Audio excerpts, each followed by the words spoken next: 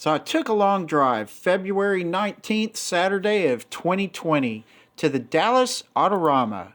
And it was really a nice show. Saw great cars and great people.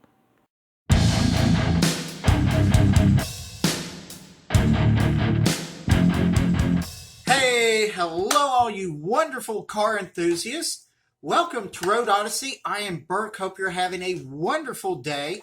Please subscribe. I would really appreciate that very much. Thank you, thank you, thank you.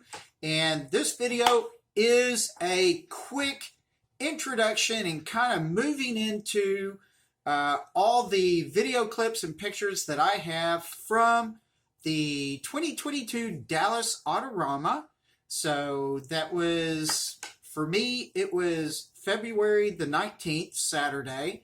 And so let me just go ahead and get into this because I've got a lot. So in this video, it's going to be my journey, views, kind of overviews and things of the show, a little something about my 2005 Corvette that I took out to the show, people, vendors, things like that. So this is just a warm-up, quick hit and run of giving you a warm and fuzzy idea of what the show was like. Now, part two, I will probably have Mustangs, Corvettes, trucks, some fun cars, and some race cars. Part three will most likely have lowriders, all the classic cars and kind of your top-notch show cars, things like that. So that's what I presume that I have planned for y'all in this series. I hope you enjoy it, and let's get on into it. Here we go. The highlight of this journey was meeting Chip Foose. Thank you very much, Mr. Foose, for being such a great guy and just seeing hundreds of people.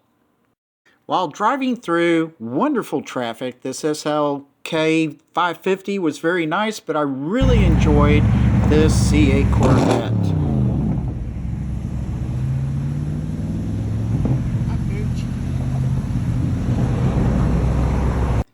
Not too long, I finally saw the skyline of Dallas.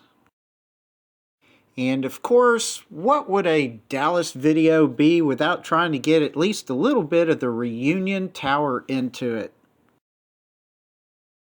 Here, getting off of 35 and just going through the, getting to Market Hall. So going by these big, marketing type centers that are all in a row right here.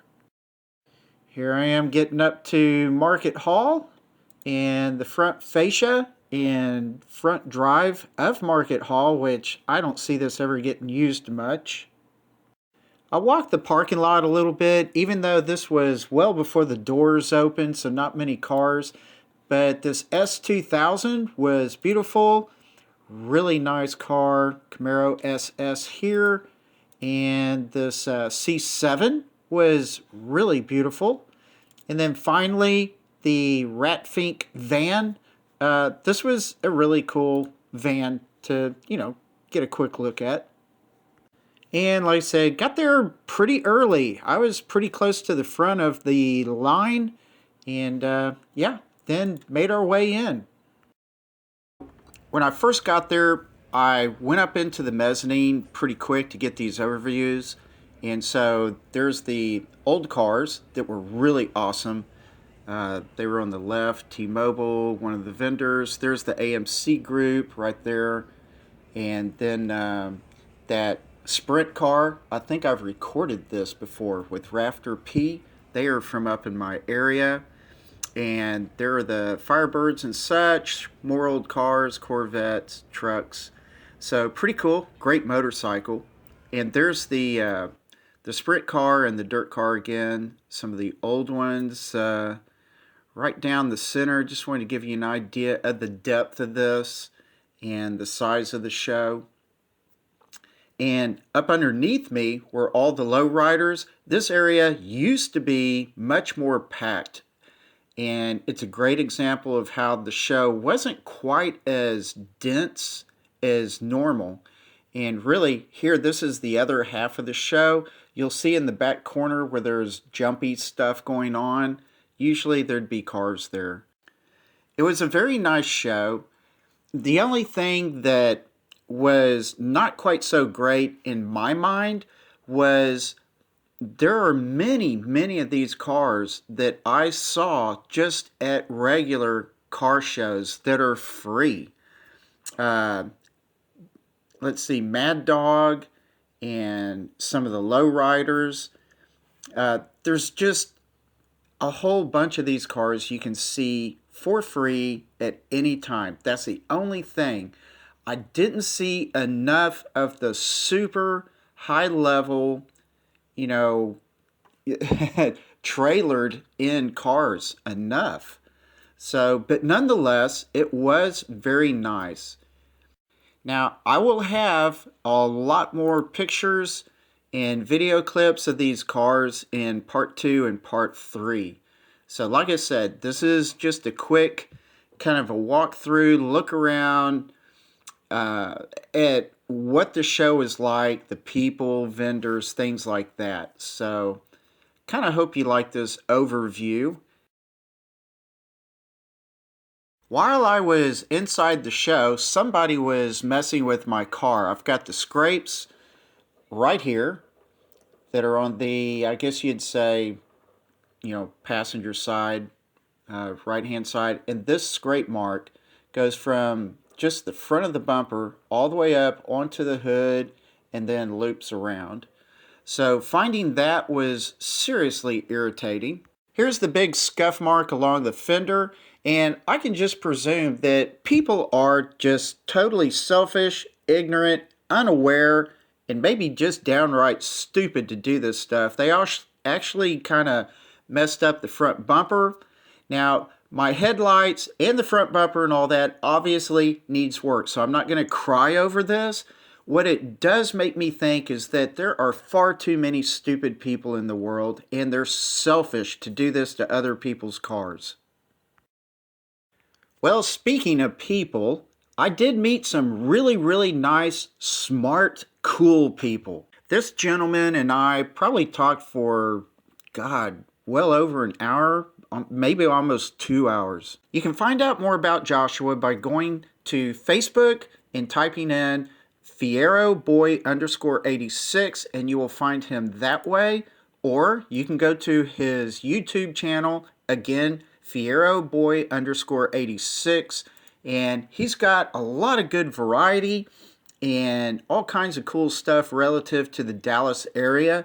So please check this out. I think you will enjoy it, and subscribe.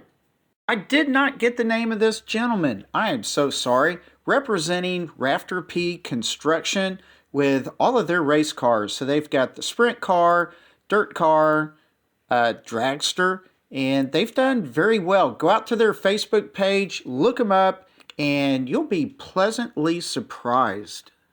Saw some other genuinely nice people, such as this couple from the Sulphur Springs Corvette Club. Also ran into Mark, who has the black C7. He's the gentleman on the right-hand side. Super cool guy. Went out on a cruise with him. Just fun to be around. And the gentleman that he is with is Jason, and I'll tell you more about him and his car later. Here's a quick peek at Bad Boy Vette's Facebook page and their website. Please check them out. I really think you'll like, looking at what they have to offer. This is James. I've run into him a few times. He's in one of my previous videos from just north of Tyler, Texas at a car show there. Nice guy. What could this line be for? Well, to meet Chip Foose. He was extremely nice, very easy feeling kind of a person, and I admire the fact that he has gone to this show and shaken the hands of hundreds of people. Just as a side note, this was only one of 2 motorcycles I saw at the show. This was a very elegant and awesomely done motorcycle. I just wish there were more there. This sign company was pretty cool. They only sold relative to the AutoRama, and they traveled with the AutoRama. I didn't ask the price of any of these signs, but they were really cool. This is a good reason why you need to take extra money with you when you go to these shows, or hope that they take a credit card. Talk to the guys at Trim It. God, for a long time, 30, 40 minutes or more.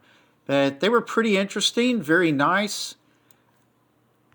Here again, one of the other vendors was Rafter P Construction. Check them out on Facebook. They have all kinds of good stuff out there for you to look at. I will continue giving you a montage of other vendors that were out there at the show. So just sit back and enjoy this for just as briefly as possible.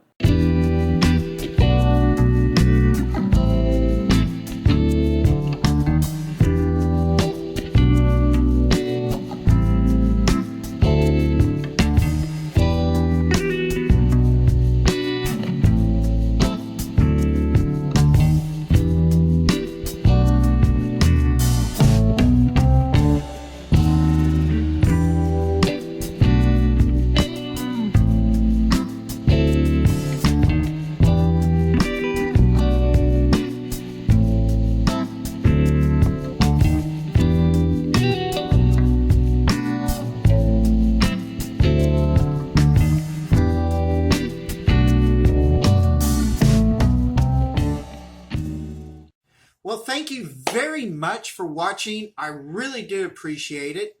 Please subscribe, and remember, this is just a warm-up into getting into this. Like I said, I suspect part 2 will be Mustangs, Corvettes, trucks, just some fun cars and some race cars. Part 3 should theoretically be classic and top-notch show cars, lowriders, things like that. So anyway, y'all just have a fantastic day. Relax, take it easy, and I will see you later. Bye.